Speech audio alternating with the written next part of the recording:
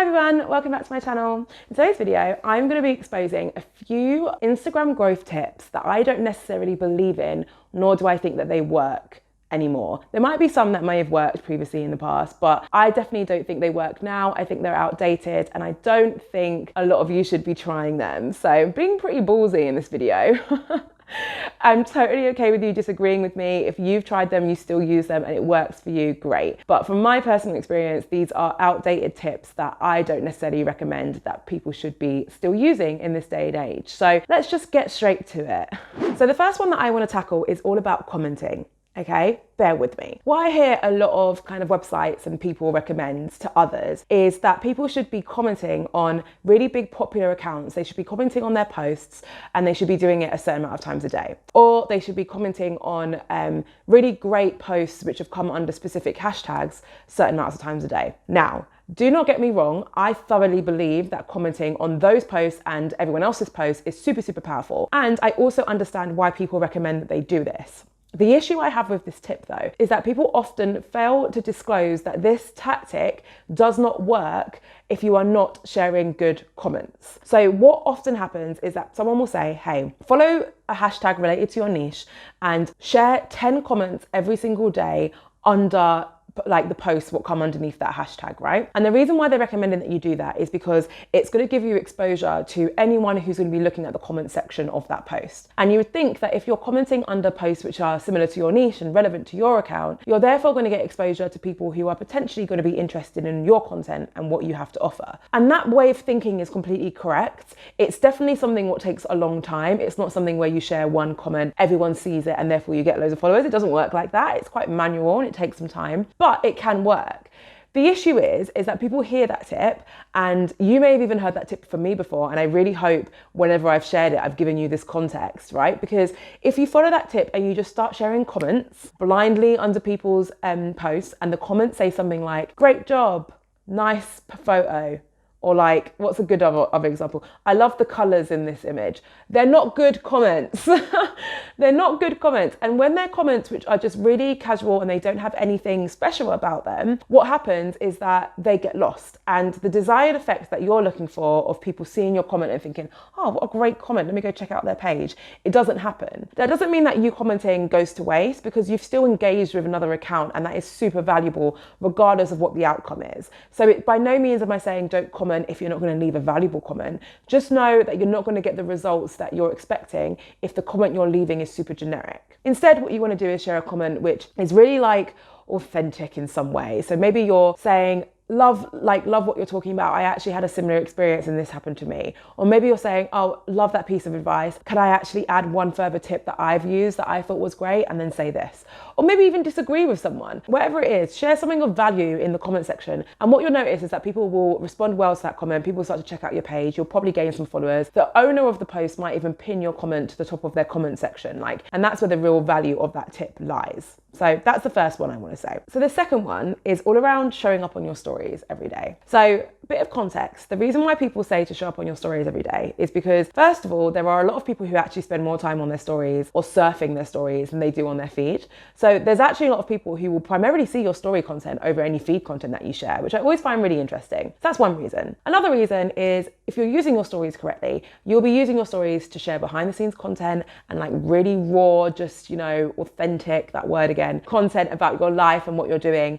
And because that's the kind of content that you're sharing, you actually are able to bond with your audience a lot better than you would if you were just sharing your average post or a reel. Because you're bringing them in behind the scenes and you're letting them see your life a bit more, you're letting them understand your brand or the process that you create your products a bit more, whatever it is. You're bringing them behind the scenes, you're lifting the veil, and that means that you're going to be building a deeper connection with your audience. Also, majority of the time, this type of content is video content, and you know me, you know I love video content. That is just such a powerful medium for us to be speaking to our audience through video. It really, really is. I can't stress that enough. And Instagram doesn't lend itself to long form video very much. It very much focuses on short form video like reels, which means that actually your stories is one of the few places, I know it also has a video feature, but it's one of the few places where you can share long form video content and connect with your audience. Now, where the issue comes in that I have with this tip is that when you tell people to show up on their stories every day, what they do is share absolute nonsense. So what ends up happening is they just find a post that they liked of a quote and they share it on their stories, and then they give them a big fat tick on their to-do list and they chill out and they sit back and they're like, I'm done. I shared my post for the day. I am an amazing content machine.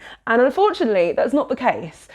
When people say to show up on your stories every day, that tactic only works if you are actually showing up. So you are showing your face, which I know a lot of people don't like to do, but you're showing your face. You're talking to the camera. You're using an interactive feature like a poll or a quiz. You're taking people on a walk with you. You're doing something. There's stuff, there's value there. There's some meaty content in your stories, right? And if you're just sharing reposts or just content that you know isn't truly valuable, what ends up happening is the opposite, right? So instead of you seeing a benefit from showing up on your stories every day, you'll actually see a decline in your views because people will look at your stories and get used to the fact that you're never sharing anything that good.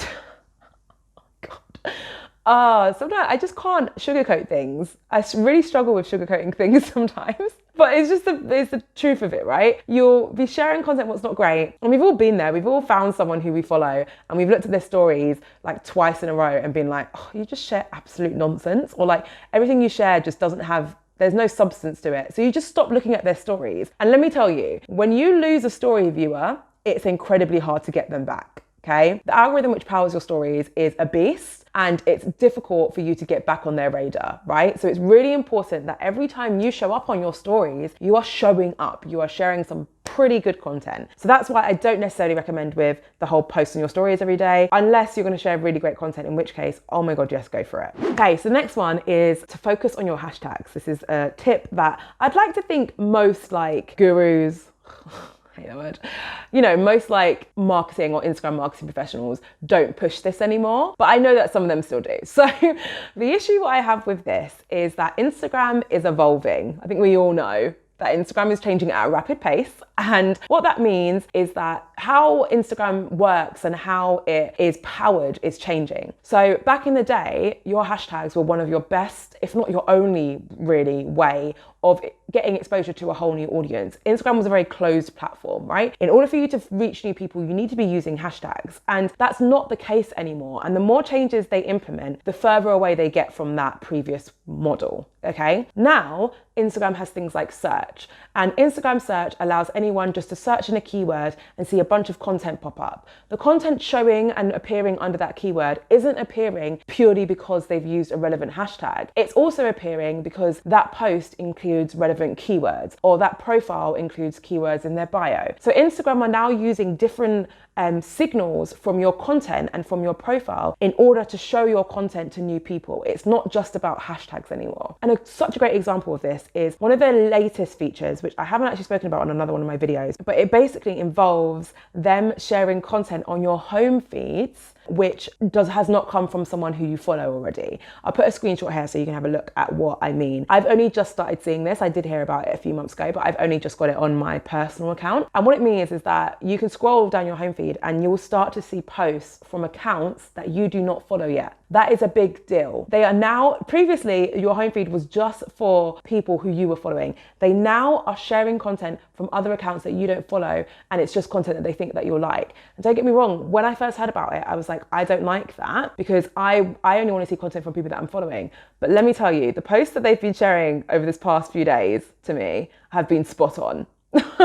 And I find myself liking these posts from these people that I don't follow yet before I even realize that I don't follow them. That's how good the recommendations are. Like, for me anyway, they have been spot on. Let me know how you've experienced it, if you have experienced it yet. But for me, they've been spot on. But it's just another example of how Instagram are using different signals to share content to different people now. It's not just about your hashtags. There are new ways for you to get in front of a new audience, which I personally think is a great thing. It doesn't mean don't use your hashtags anymore. It just means it's time to update your your strategy. If you want further information on that, I recommend checking out this video because I dig into it a little bit deeper. So the next one that I want to talk about is this tip or piece of advice or guidance where people say to post several times a day. So I know people are going to disagree with me here, and that's totally fine. But my personal experience, so I'm literally talking from a tried and tested standpoint here, right? I've tried this multiple times. Posting several times a day does not lead to more growth, nor does it lead to more engagement. In fact, on every single occasion that I've trialed this method, I have seen a significant decrease in my engagement and my views, and generally my overall growth. Right? My theory for this is that you are overwhelming the platform. When you are sharing so much content several times a day, you're actually decreasing the chances of all of that content being pushed out to a decent amount of people. You're also limiting the amount of time that your content has to breathe, because it's not an immediate thing you hitting the algorithm. It's not an immediate thing you hitting the explore page. It could take a few hours. When you post once a day, you're actually giving your content a chance to breathe, rank highly in the algorithm. All of your followers, you're giving them a chance to sign on and see it before you post something new, and that previous post gets bumped to the bottom in favor for your new post, right? So that's why I personally do not recommend it. I do know that there have been other people who have seen success from it, and that is great. And if you're someone who you're not quite sold on me not recommending it to you yet, I recommend you trialing it and seeing what happens. Because again, I've trialed it, my clients have trialed it, and it has never ever garnered a positive result.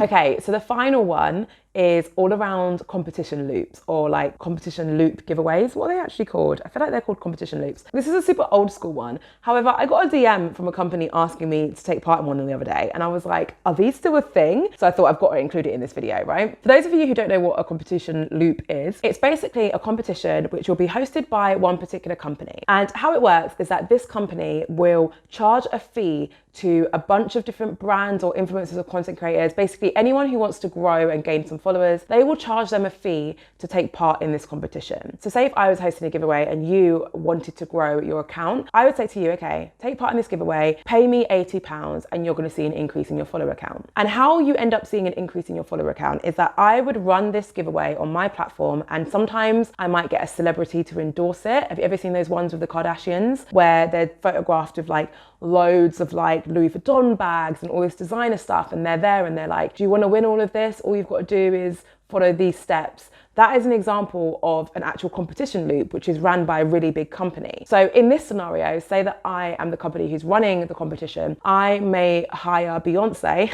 Imagine I hire Beyonce to promote this competition with me, and I pay for the competition prize. So I say, okay, anyone who wins this competition is going to win a brand new Mercedes-Benz. And I get Beyonce to promote this competition to all of their followers. So all of her millions of followers are now going to enter this competition to win a Mercedes-Benz. How you come in is that part of the mechanics and part of the entry requirements for this competition will be for everyone to follow you. Okay, so as part of the entry requirements, it would say something like head to this Instagram channel and follow everyone who they're following. And everyone who I'll be following will be everyone who's paid to take part in the giveaway. So I'll be following you because you've paid me £80, and which means that anyone who wants to enter the giveaway and win a Mercedes-Benz and who's seen Beyonce's post is going to follow you, right? Which obviously, as you can imagine, is going to result in you getting a huge influx of followers depending on how good the competition is. Disclaimer, or not even disclaimer, I don't know, not a disclaimer, it's more like, why can't I think of the word? Confession. That took me a while. Confession. I've taken part in one of these before. It was a super small one. It was for my channel Orange Collective. It was right at the beginning and it cost us like 20 quid or something. It was really small and we got like 10, 15 followers from it. It was absolute rubbish. Like the second we tried it, we was like, we're never going to do this again. But it was back when they were really big and we just thought, let's give it a go. It's really cheap. So we tried it. We got like 10, 15 followers and they were all terrible quality followers, because the followers who you get aren't following you because they like your channel. They're following you because they want to win a prize, right? So they're not good quality followers. So they were rubbish, and then we lost half of them and then we actually removed the rest. But I remember we took part in that because we were seeing other influencers within our space who were doing these really big ones where they would pay a few £100s to take part in these competition loops, and they were growing so fast. And what we started to notice that these influencers, yes, they were growing fast, but their engagement was poor because again, they were getting an audience of people who weren't interested in their content. You also see a huge drop in your follow account when you take part in these loops. I actually messaged a couple who had an account which was really similar to ours, we could see they were taking part in these giveaways, and we were asking them about them just to see how they found them. And they said that they saw a huge drop in their follow account afterwards because everyone just unfollows you after they realize they didn't win the prize. But also interestingly, they said that it really messes with their demographics because you actually end up getting a huge audience from different parts of the world, which isn't a problem in itself. But if you're someone who is trying to grow an account so that you can work with brand partners in the USA, and then you take part in a giveaway loop and actually all of your followers are now from Europe, or they're now from Asia, or they're now from a different market, it actually makes it very difficult for you to land brand partnerships because now you don't have the audience that a brand partner wants. So that's just some example. But in another example, if you own a brand and you're trying to sell a product and you only sell your product to a specific market, if you take part in a giveaway loop or a competition loop, you might get a huge audience from a different market, and then it's completely waste of time because they can't buy from you anyway. But anyway, that is in a nutshell what a competition loop is, and those are the main reasons why they are not a good idea and they will hurt your account. So if you're considering it at any point, it's just not worth it. Don't do it. I'm actually going to throw a bonus one in there, which I've only just thought of, and it's around paid ads. Again, it is something that we've tried on our Orange Collective account, and we do see other people trialing it. And do not get me wrong, you can definitely see success from it, like 100%. However, the issue I have with the tactic of using paid ads to grow is that you need to be good at creating organic content before you're using paid adverts, right? So whether you're an influencer, a content creator, or a business owner, you need to get to the point where the content you're creating is landing well with your audience. You've got a good engagement rate, people are liking your content, and you are naturally organically growing. And only then should you even think about paid advertising. And the reason why is because if you look at paid advertising before you're at that point, what's going to happen is you're going to flush a lot of money down the drain promoting content which isn't landing with your audience yet. Instead, focus on trialing different content now for free and get to the point where you know you have content that your audience likes, and then you can think about putting money behind your post and actually promoting it and using paid ads and stuff like that. So that's the end of this video. Those are all of the tips that I don't necessarily agree with and I don't recommend people follow anymore. If you found this useful, I definitely recommend heading to the description section of this video because I've got loads of free resources that I think you're going to absolutely love. But also, if you want to just hang around and carry on watching more content, I recommend checking out this video. It's all about 5 things that you can do today that is massively going to help explode your Instagram page. Thank you so much for watching. I will see you in the next video.